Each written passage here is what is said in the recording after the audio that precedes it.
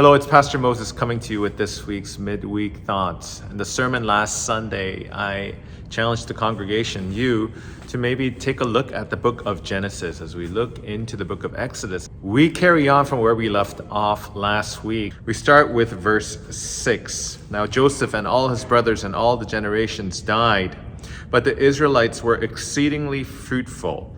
They multiplied greatly, increased in numbers, and became so numerous that the land was filled with them.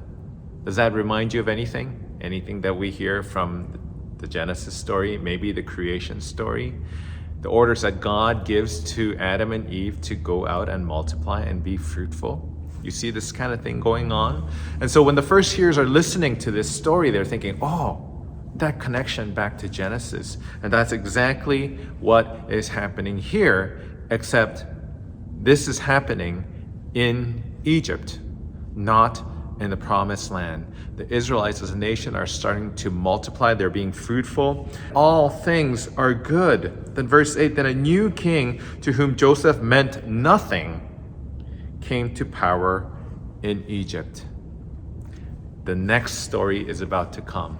And I want to invite you this Sunday to come as we look at what happens when this new king comes into power.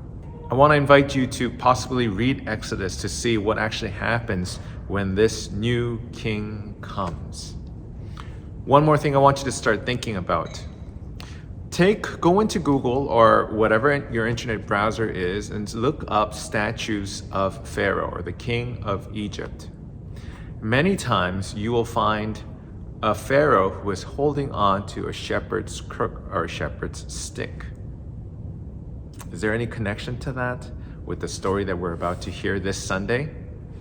I want to encourage you to come and find out this Sunday at 9:30 here at First CRC in Barrie. And also, come hungry because we're having a hot dog lunch immediately after the church service.